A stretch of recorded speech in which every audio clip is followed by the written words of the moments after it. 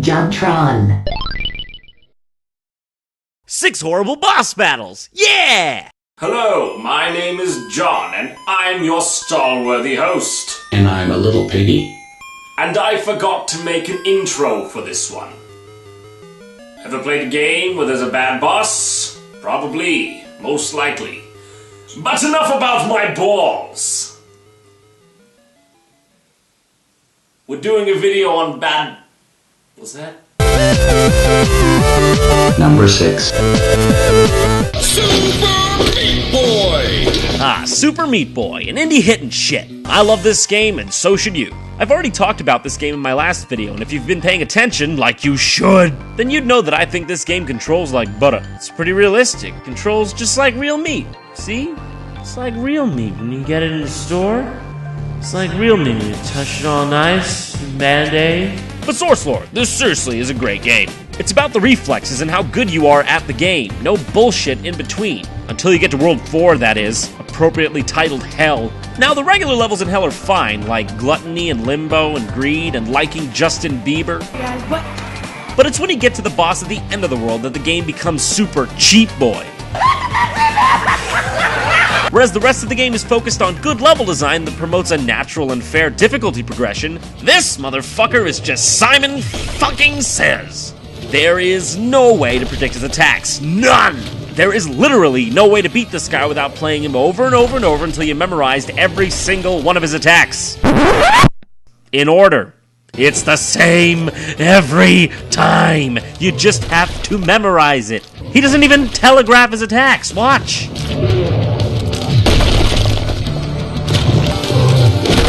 There's no way to see it coming, so what's the point? Left, right, head smash. Left, right, left, head smash. Left, right, left, right, head smash. What the hell? What's even the point?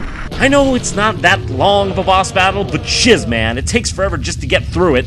This is a blemish on an otherwise perfect game. Number 5. Majora's Mask. What can be said about this amazing game that hasn't already been said before? Oh yeah, the Jorg is a fucking asshole! Honestly, can you tell me something? Why does every Zelda game have to have a water temple? And why do they always have to suck so much? Ocarina of Time's water temple? I'd rather drown. Twilight Princess's water temple? I'd rather drown. And oh god, the Great Bay Temple from Majora's Mask. I'd rather drown. Freaking oh my god, that's another video though. Georg is the boss of the Great Bay Temple, and he's a fish with an attitude that smells like fish. In theory, this boss battle isn't really that hard. In fact, one ancient Greek douchebag might have called it Ise Polioreos. All you've really got to do to defeat him is stun him and attack him. But Nintendo made sure that doing so would be like trying to reach a bag of chips while they were underwater and your head was a camera from the Bourne Identity movies. When you can manage to see Georg, which is never by the way, your lock-on doesn't even work and your elbow boomerangs hit the floor or swoop right next to him, missing him completely. Look at this shit! Not to mention, if you screw up getting out of the water immediately after attacking him in the small window of time allotted, he'll come out of the shitty camera and eat your ass faster than you could say, fuck this game! Disclaimer, Majora's Mask is actually the best game ever. Let's just hope Skyward Sword has no water temple, huh? Number 4. Fallout 3, a title that easily rests on the ironically small list of notably immersive and gargantuan games. The bulk of the adventure isn't even in the general storyline. There's so much to see and experience that it truly feels like you're in a cohesive world of epic proportions. So what better way to end an epic game than with an epic boss battle?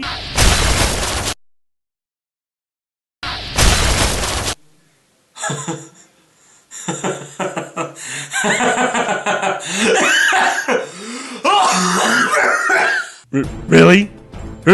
Really? Someone thought this was the best way to end Fallout 3? I don't even know if this is the final boss, but he surely is the main character standing in the last room of the game. That qualifies him for boss status if you ask, oh, I don't know, everyone? Honestly, it's comical how stupid this boss battle is. You just shoot him a few times with VATS and he can pop his little head off before he gets a chance to say, sorry guys, we ran out of time making the game. He's not even in armor! For fuck's sake, he's not even in armor! Whatever. You know what? I like this boss battle. It's hilarious. It's the fucking best. There it is. Above Jubileus. It's the best. It's not like the ending is any better either. You just walk into a chamber and kill yourself. The end. Well, unless of course you're like me, where you just send the girl in instead. Bye-bye, sweetie pumpkins.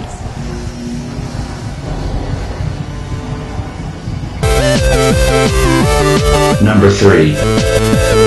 Oh yes, one of my favorites, Castlevania Lords of Plagiarism. A game that manages to take hundreds of elements from successful and fun games from recent history and suck the life out of them like some sort of pixelated succubus. I mean, the game was fine, the game was forgivable, until you hit one certain part, and you know what I'm talking about. I recently spoke of this as well. The Ice Titan, or should I say Lords of Shadow of the Colossus. If you're not convinced already that this is literally a carbon copy of the amazing Shadow of the Colossus, allow me to convince you further.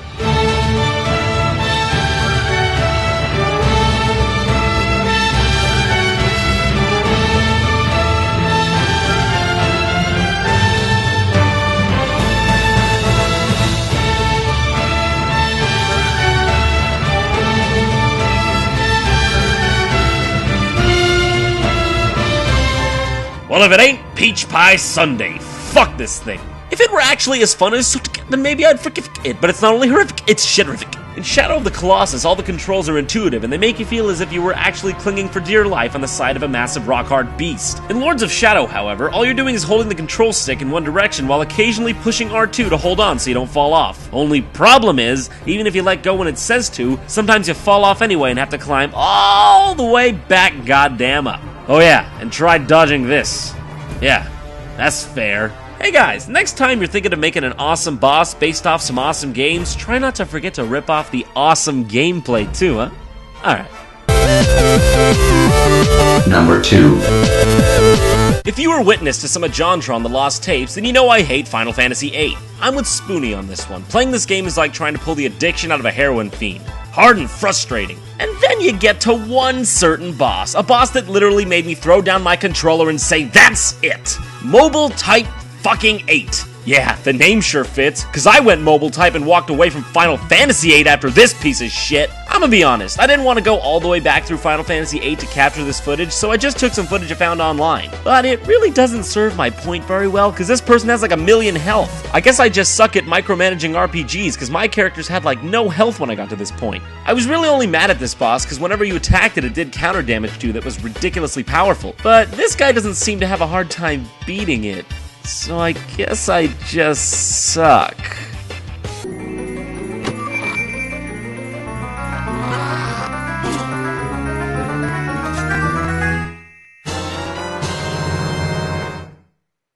Batman Arkham Asylum, an expertly crafted game that's all about subtlety, with a superhero that's all about subtlety. It's great to see Batman as sort of the anti-hero of heroes. He's more a human than anything. He's got a passion for stopping crime and a bunch of gadgets to help him along the way. Way more relatable than Superman. The Joker too, he's a mentally deranged person with a fondness for anarchy. The cool thing about the Joker, be it in Arkham Asylum, the comics, or the movies, is that he's always about playing games and mind tricks with Batman, never about brawn. That's the compelling thing about him. You never know when he's gonna strike, or how, or what he's gonna do. He's not just some brute.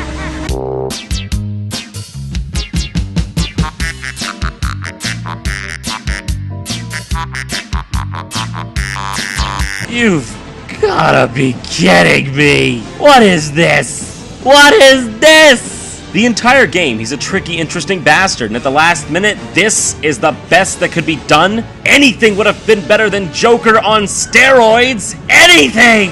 I'd rather fight a fucking fish tank with arms! Anything! This completely defeats the point of the Joker, and it really soured the game at the last minute for me. I didn't feel like I was foiling the plot of a deranged genius. I felt like I was playing fucking Gears of War. You know what? If a boss fight is put at the end of the game simply to be a cool boss fight at the end of the game, you might be doing some stuff for the wrong reason. Just saying. In short, this wasn't fun. This wasn't cool. I wanted Joker. I got God of War. Eidos, I was disappointed. That is all. Thanks for watching. Go to normalboots.com right now to see a new JonTron original, and if you want to follow us on social networking, go to facebook.com/JonTronShow or twitter.com/JonTronShow.